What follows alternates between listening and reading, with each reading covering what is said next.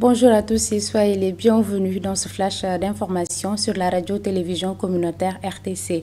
Le préfet de Guédiawaye a initié une vaste opération de désencombrement au marché Boubès situé entre les communes de Wakena Nimzat et Djiddah Thiaroye Kao. Une action qui vise à libérer la voie publique et à offrir aux populations un cadre de vie plus sain. Ahmadou Koumba Ndiaye, préfet de Guédiawaye, est au micro de Mamadou Ning. Nous avons eu, dans le cadre de la commission auxiliaire de protection civile, nous avons eu à interpeller tous les occupants illégaux en leur demandant véritablement de réunir les conditions pour libérer la voie. Ce qu'on avait constaté sur cet axe-là, c'est que les gens étaient carrément installés sur la chaussée. Ce qui fait que quand les gens voulaient passer par cet axe-là, rencontraient d'énormes difficultés pour occuper l'espace. Comme on le dit assez souvent, la nature a horreur du vide. Après ce déguerpissement, il faudrait que la mairie puisse faire les aménagements qu'ici, permettant de rendre en tout cas ce cadre plus agréable, mais aussi faire de sorte que quand même qu'il n'y ait plus cette réoccupation. Parce que nous avons eu à le faire à plusieurs reprises. Au Sénégal, il y a eu énormément de déguerpissements, mais ce qu'on constate, c'est que chaque fois, il y a des réoccupations. Cette fois-ci, nous avons demandé véritablement à la mairie de prendre les dispositions nécessaires. Heureusement que nous avons aujourd'hui des structures très engagées comme celles qui sont au niveau de la direction générale du cadre de vie, qui vont accompagner les collectivités territoriales à aménager en tout cas leur espace. Santé à présent, la journée mondiale de la rage rappelle que cette maladie virale, toujours présente dans de nombreuses régions, demeure l'une des plus redoutables transmissibles de l'animal à homme. Cette maladie est mortelle, mais peut être totalement évitée grâce à de simples mesures de prévention. Compte rendu Babacar Sall. En ce 28 septembre 2025, le monde célèbre la journée mondiale de la rage. La rage est une maladie zoonotique, ce qui signifie qu'elle peut se transmettre de l'animal à l'homme, mais aussi de l'homme à l'animal, comme beaucoup d'autres maladies. Elle est causée par un virus, le virus de la rage, également appelé l'issavirus. C'est une maladie très contagieuse. Donc, par exemple, si un chien est enragé, il peut contaminer plusieurs animaux par la morsure, le lessage ou bien même le griffage.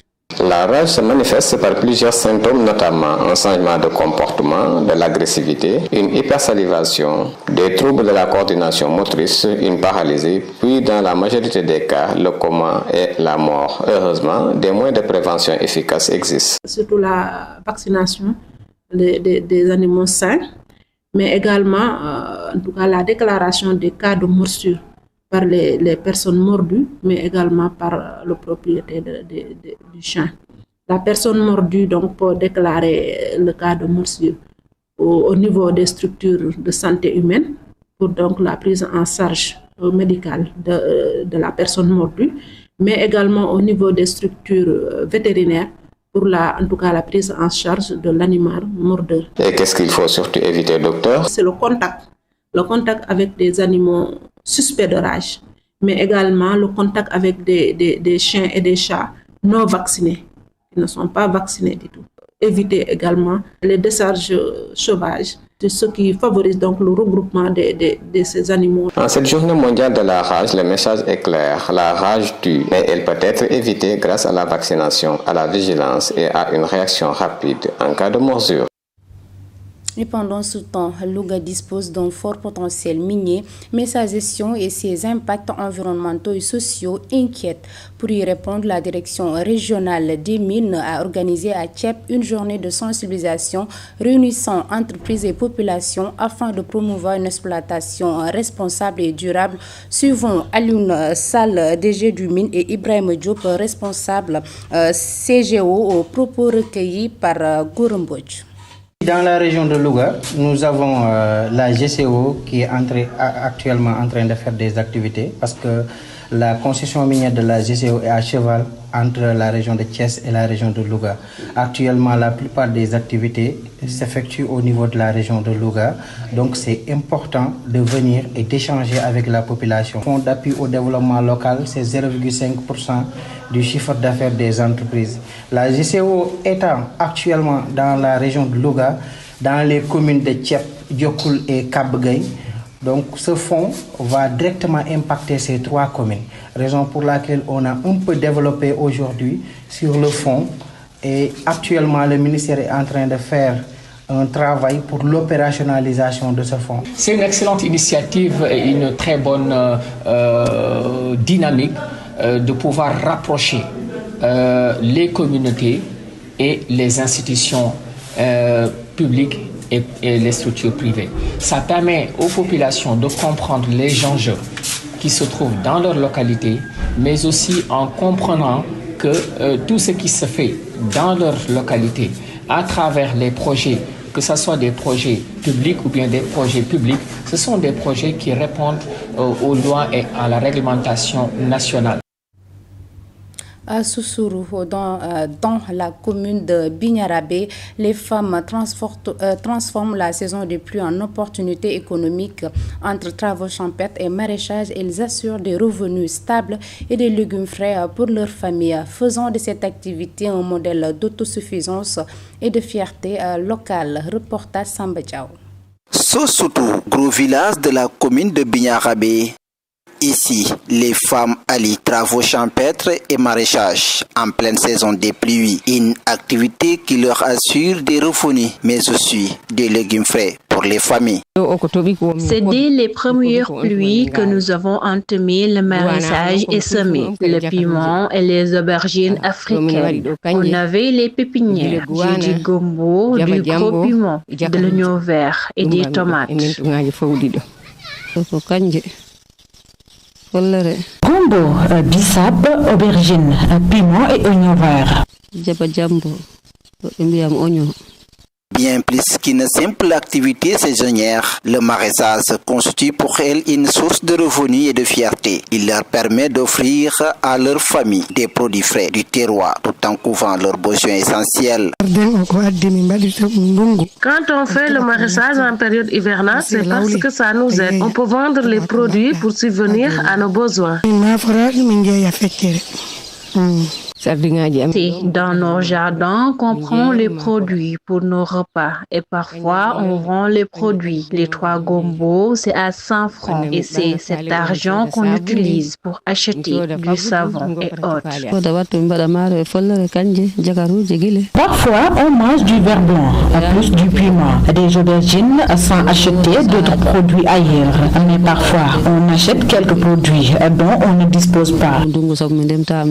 Grâce à ces efforts, le maraîchage s'impose comme une véritable bouffée d'oxygène économique pour les ménages. Les femmes de Sousourou prouvent qu'avec peu de moyens et beaucoup de détermination, l'autosuffisance alimentaire est à portée de main. Une dynamique qui inspire bien au-delà des frontières du village.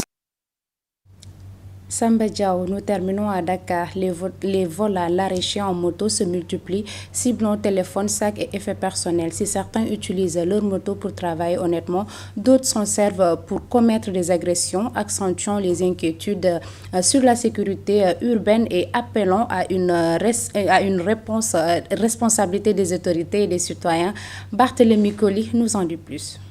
Les vols à l'arraché se multiplient à Dakar, ciblant surtout les téléphones, sacs à main et objets personnels. Ces agressions sont souvent commises à l'aide de motos ou de Jakarta, et tous particulièrement des quartiers comme Pékin Technopole, où les habitants s'inquiètent de plus en plus.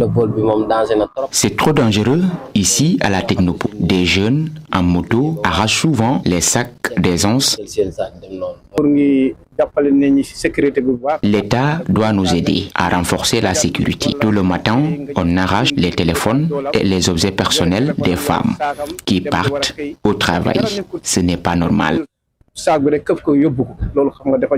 Certains conducteurs affirment utiliser leur moto pour gagner honnêtement leur vie, mais reconnaissent que d'autres s'en servent pour voler ou agresser. S'il y a d'autres personnes qui travaillent avec la moto, pour arriver à subvenir les besoins vitaux, personnes qui viennent juste pour essayer de salir ce travail. Donc, moi, je dirais que c'est quelque chose qui n'est pas bon. L'État peut nous aider et aussi en collaborant avec les personnes qui travaillent avec les motos, de nous aider pour qu'on puisse mettre fin à cela. Des voix s'élèvent pour appeler les jeunes à arrêter ces actes violents et à choisir le travail comme voie de réussite. Chaque jeune doit travailler et ne pas prendre ce qui ne lui appartient pas. Je conseille aux jeunes de gagner leur vie à la sueur de leur front et d'apporter à la maison ce qui est légalement acquis. Un conducteur de moto conseille même aux citoyens d'être plus vigilants sur la route, notamment avant de monter sur un Jakarta. Citoyens de bien veiller sur ça, ou bien regarder le numéro de matriculation, ça permettra les autres de savoir qui a pris. Face à cette situation, tout le monde est concerné, les autorités, les conducteurs et les citoyens, car au-delà des motos, c'est la sécurité et la tranquillité des Dakarois qui sont menacés. Et c'est la fin de ce flash d'information. Merci de l'avoir suivi. L'information continue toujours sur uracsenegal.sn.